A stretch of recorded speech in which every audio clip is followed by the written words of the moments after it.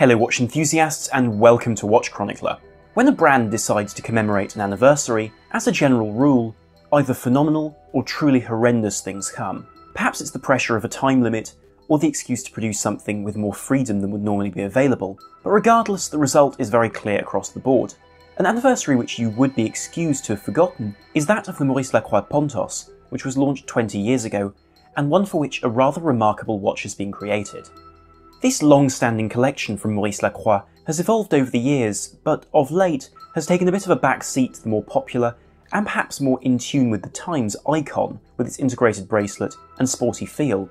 This is the watch which generates the majority of Maurice Lacroix's sales, even after only being on the market for a few short years. Nevertheless, I reckon that the more versatile Pontos, available in both freehand and chronograph versions, is actually a more suitable candidate for long-term success with more of Maurice Lacroix's own spirit in it.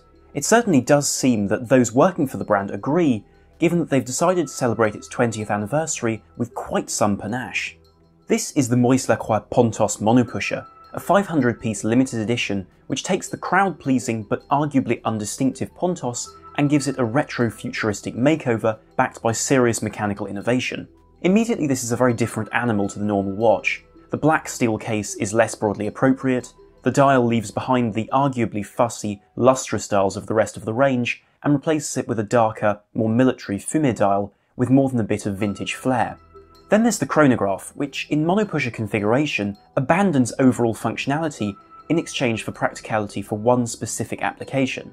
It's almost as though this watch has developed a level of hubris, which I must say I rather like. The effect is stunning, but what is this watch in technical terms? Let's begin with the case. This piece follows the rest of the collection at 41mm in diameter, with a faint kettle shape to make the bezel overlap the case without actually making the piece any wider. It's a clever illusion, and the result is certainly successful on the wrist. In 316L stainless steel, this is also a proportionally successful design, with a lug-to-lug measurement 49mm, with extremely heavily curved lugs mitigating the 14mm thickness of the case, a consequence of the movement chosen. The PVD coating adds another dimension to this stainless steel watch, and renders a usually bright case a much more sombre, even sinister affair.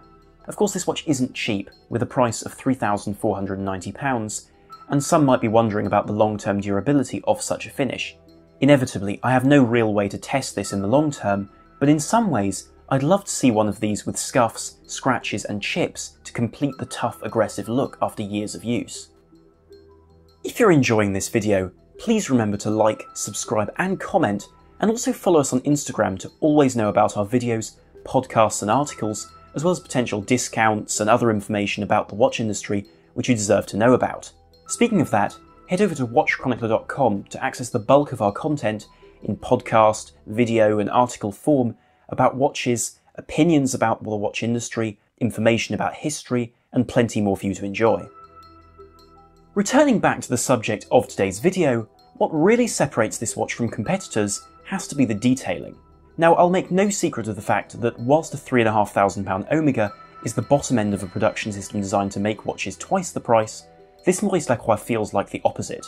Nevertheless, if I may use a car-related simile, the Omega is like an entry-level Porsche Cayman, whilst the Maurice Lacroix would be a BMW M2 competition. Sure, it's based on a baby German coupe and isn't a smaller alternative to arguably the greatest sports car of all time, but it still goes like hell, looks great, and is massively desirable. The first detail to drink in is the case finishing. Whilst polished surfaces are somewhat muted by the PVD coating, they still catch the light on the flanks as well as down the slices taken out of the lugs. The real star though is the brushing, which flows around the bezel and along the lug sides to phenomenal effect. This finish also gives the case back real finesse, whilst the circular brushing on the top of the pusher and the bevel which softens its edge make it feel like a piece of military equipment. It's a stunning level of finish and suits this watch perfectly. I should also draw your attention to the crown, which particularly in PVD form is very noticeable in its complex turbine shape. Note that the crown screws in with one of the smoothest actions I've handled recently to offer 100 metre water resistance to allow you to go swimming with this watch if you so desire. Beneath a subtly domed anti-reflective sapphire crystal, this watch is given a dial very different to what you might expect from the Pontos collection. Gone are the faceted markers and multi-layered silver dials. In their place is a much darker sunburst dial which fades from a rich anthracite to a shining lightning grey. Matching the fumé paintwork is the pairing of a railway second track with Arabic numerals, which, while simple, are very reminiscent of those used in the late 1940s and early 50s. These numerals are applied with great delicacy, whilst the logo is present at 12 o'clock and curved over its top to give a fantastic sheen.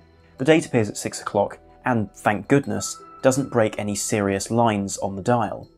Three other details should draw the eye: the hands, the subdials, and the red and blue markings. The skeletonized hands are simple and rather modern, with reasonable luminosity and a beveled centre to complement their polished form. At the very least, they're very neatly made. The subdials, equally oversized, are sunken with a concentric pattern only visible at certain angles. They're very legible and give an extremely pleasing balance to the dial. Most important, though, is the addition of a red telemeter, once used by the military to measure distance from the time between light and sound, and a blue tachymeter, used for measuring speed from time over a known distance.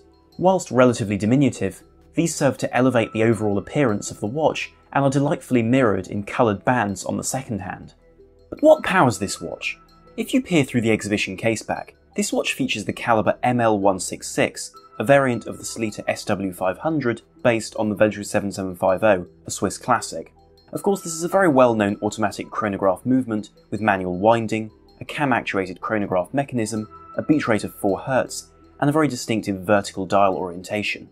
In many of these respects, the ML166 takes the reliability of that Sleater movement and adds to it. We see a monopusher system to start, stop, and reset the chronograph with a satisfying succinctness. In addition, the movement gains 2 joules, a 58-hour power reserve, and rather importantly, a horizontal dial arrangement with the date adjustment from the crown, a big advantage over its ancestor, and from other horizontally arranged layouts of this particular movement.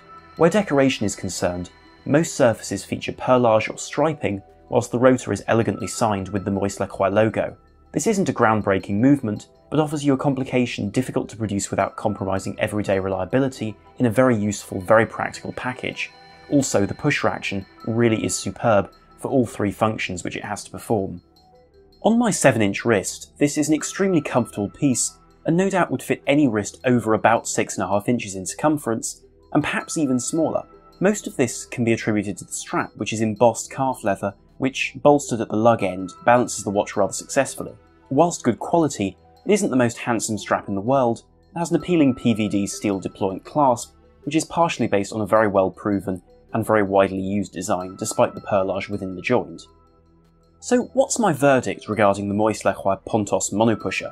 For £3,490, it's a watch which few will buy carelessly, especially with a brand name somewhat softer than Tudor or Omega. Nevertheless, the appeal of this well-proportioned retro-futuristic design as a sidestep away from the seemingly endless supply of revival watches released of late is very clear. It's also a seriously high-quality product if you accept that it doesn't have the access to silicon parts or in-house movements which some of its competitors do have. Somehow this watch feels more imaginative than Norris, and less slavishly tied to its history than, for instance, a Longines. Altogether, this is a watch for someone who wants something different, but also a watch with which they can be quietly pleased with the knowledge that it's left field, but certainly not a bad choice for the money. Crucially, it's a watch which could be worn every day of the week for casual or formal uses simply because, whilst not perfectly suited to either, it knows how to be eccentric without being unreliable or offensive. In short, you can forgive its unusual quirks because it's an altogether brilliant watch. Would I buy it? Yes, even if only to see this watch with a scarred patinated case after a few years of regular and highly enjoyable use. But what do you think of this quirky, impeccably well made and rather unusual chronograph? If you enjoyed this video, please like, share and subscribe. Thank you very much for watching. This is Armon from WatchChronicler.com. Out.